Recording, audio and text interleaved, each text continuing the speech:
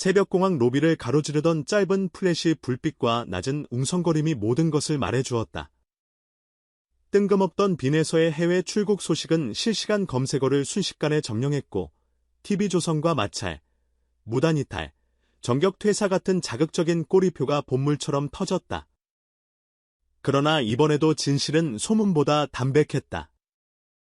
빈에서 측은 계약 관계 자체가 없다면 허가 의무도 없다는 단순한 논리로 루머를 일축했고 그는 파리 샤를드골 공항 도착과 동시에 이미 다음 스케줄로 향하고 있었다.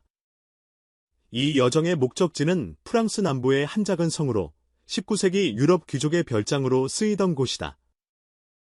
익명의 글로벌 패션 매거진은 아르누보와 네오클래식 사이를 오가는 공감미를 배경으로 트로트와 오트쿠트르의 불협화음 같은 하모니를 콘셉트로 내걸었다.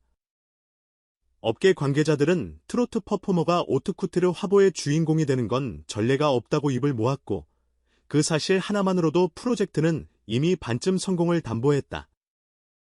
촬영장은 새벽 4시부터 분주했다. 고풍스러운 회랑엔 실크 트레인이 긴 그림자를 드리웠고 화려한 크리스탈 레이스가 바닥에 부드럽게 쓸렸다. 빈에서는 리허설도 없는 원테이크를 고집했다. 라이브 무대에서 단련된 그 특유의 리듬감이 렌즈 앞에서도 증폭됐기 때문이다. 1초당 24프레임이 아니라 1박 4음표로 호흡을 조절하는 뮤지션의 감각, 이것이 사진가를 사로잡았다. 실제로 첫 컷이 끝나자마자 포토그래퍼는 마치 움직이는 사운드 트랙을 찍는 기분이라고 중얼거렸다.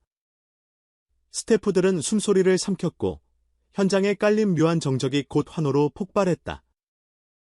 클리셔를 깨는 이미지 메이킹이란 결국 카메라 셔터와 심박수가 똑같은 박자로 뛸 때 가능한 일이라는 걸 모두가 체감한 순간이었다. 그렇다면 왜 지금, 왜 빈에서일까? 트로트는 전통을 기반으로 하지만 사실상 파편화된 장르다.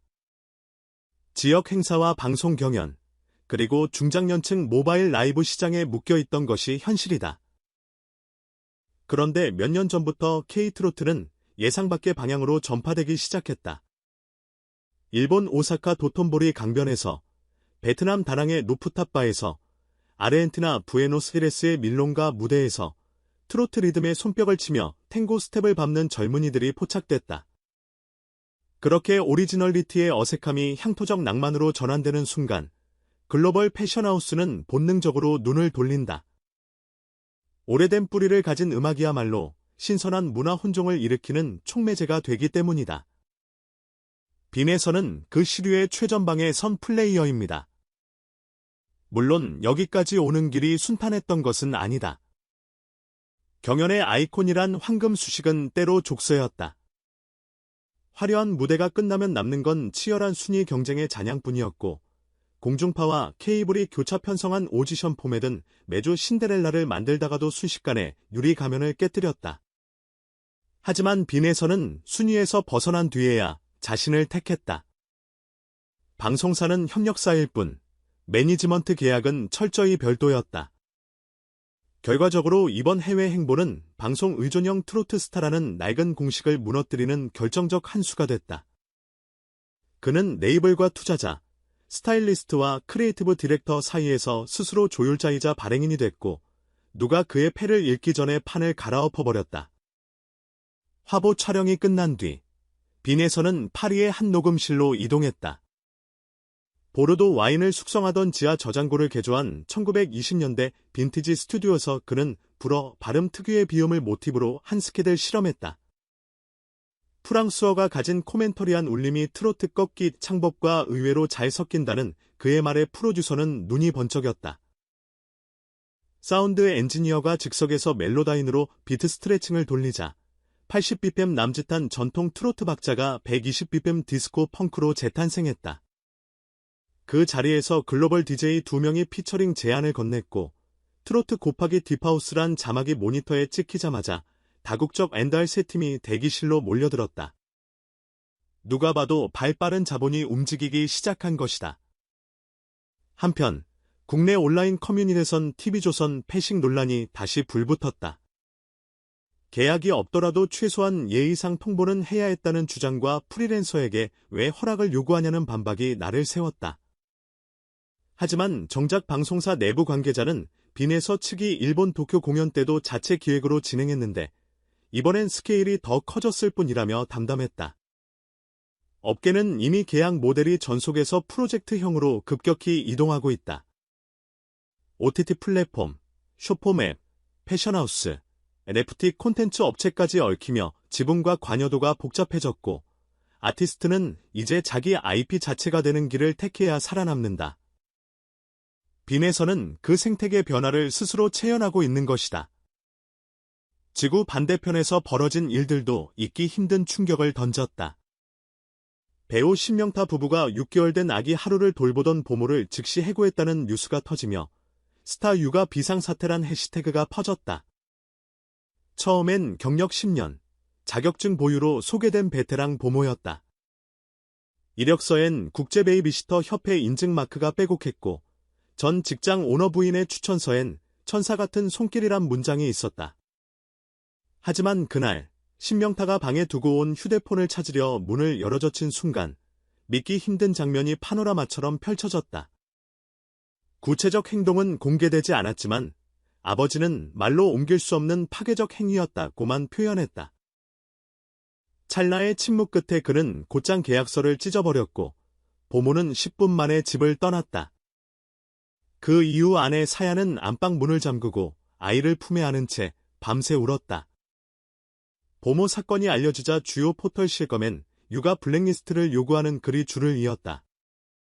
전문 업체를 믿었던 신명타 부부의 사례는 신뢰 시스템에 단단히 균열을 냈다. 특히 코로나19 팬데믹 이후 급증한 비대면 보모 중개 플랫폼의 허점이 도마 위에 올랐다. 전문가들은 경력, 인증, 평점이 오히려 방어막이 되어 조사망을 좁힌다고 경고한다. 서류가 완벽할수록 의심을 덜 하는 심리를 노린다는 것이다. 한 아동심리학자는 만 01세는 기억이 언어화되지 않아도 공포, 불안 경험이 신체화된다. 수면장애, 경직된 근육, 낯가림 심화로 나타나기 쉽다고 우려했다.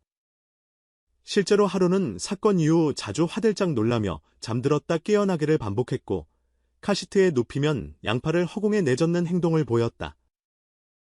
소아정신과 상담 결과 과민성 각성 상태에 해당하는 경미한 스트레스 반응으로 판정됐다. 여론은 둘로 갈렸다. 보모 실명 공개가 필요하다는 쪽과 사실관계가 불명확한 상태에서 신상털기는 2차 가해라는 쪽이 대립했다. 엔터테인먼트 산업은 화려함과 취약함이 공존한다. 빈에서는 독립적인 브랜드 경영으로 무대의 지평을 넓히는 반면 신명타는 가정의 가장 기본 단위인 돌봄에서 위기를 겪었다. 전혀 다른 두 사건이지만 결국 둘 다 계약과 신뢰가 교차하는 지점을 보여준다. 아티스트와 방송국, 부모와 보모, 스타와 팬까지. 관계의 경계선은 점점 더 복잡해지고 있다. 이에 따라 관리 시스템 역시 전속에서 공유로, 권위에서 투명으로 이동해야 한다는 요구가 거세다. 빈에서의 파리 프로젝트는 이제 후속 단계에 돌입한다. 화보 컷 공개에 맞춰 트로트 딥하우스 크로스오버 싱글을 디지털 릴리스하고 버추얼 콘서트 플랫폼과 파트너십을 체결해 메타버스 쇼케이스를 준비 중이다. 매니지먼트 팀은 이번 컬래버레이션은 음악, 패션, 가상현실을 하나의 IP로 묶는 테스트 베드라고 설명한다. AR 필터를 활용해 화보 속 의상을 실시간 피팅할 수 있는 앱도 개발 중이다. 팬들은 휴대폰 카메라를 자신에게 비추면 빈에서가 입은 세틴 터틀넥과 실크 케이프가 3D 그래픽으로 몸 위에 겹쳐진다. 경계가 사라진 플랫폼 위에서 트로트는 더 이상 우리 엄마의 음악이 아니다. 그것은 세계 어디서든 이어폰 안에서 맥박치며 낡은 장르의 수명을 연장하는 대신 새로운 문법을 창조한다. 반면 신명타 부부는 스케줄표를 전면 수정했다. 아내 사야가 일본에서 진행하던 패션 브랜드 런칭을 잠정 연기했고 신명타 역시 차기 드라마 리딩을 미뤘다. 무대 밖 공백은 배우로서 손해지만 아이에게 상처를 남기는 것보단 낫다는 것이 두 사람의 공통된 입장이다. 대신 그들은 팬카페에 하루 성장 로고를 주 1회 공개하기로 했다. 일종의 치유 프로젝트다. 신명타가 아이를 안고 푸딩을 먹이다가 손가락에 묻은 잼을 빨아주는 장면, 사야가 자정 넘어 불을 끄고 발라드를 흥얼거리며 토닥토닥 등을 두드리는 장면. 소소한 사진과 짧은 문장이지만 팬들은 댓글로 육아 팁을 서로 공유하며 집단 양육에 동참했다. 스타와 팬이 관객과 배우라는 일방형 관계에서 같이 아이를 돌보는 커뮤니티로 진화하고 있었다. 이처럼 한 주간의 연예계는 두 개의 대조적 프레임을 던졌다. 하나는 스포트라이트를 좇아 국경과 장르를 돌파한 성공서사, 다른 하나는 가정 내 은밀한 공간에서 신뢰가 무너진 위기서사다. 전자는 산업적 확장의 모델을 보여주고 후자는 사회적 안전망의 민낯을 드러낸다. 그러나 두 이야기는 결국 같은 질문으로 귀결된다. 당신은 무엇을 믿고 누구와 계약하며 어떤 방식으로 사랑할 것인가? 빈에서가 브랜드와 손잡고 세계 무대를 기획하듯 신명타 부부는 아기의 눈동자에 비치는 세상을 다시 기획해야 한다. 그리고 팬과 대중은 그 모든 기획의 관객이자 공동 제작자다. 연예계의 화려한 플래시 뒤에는 언제나 인간의 체온이 있다.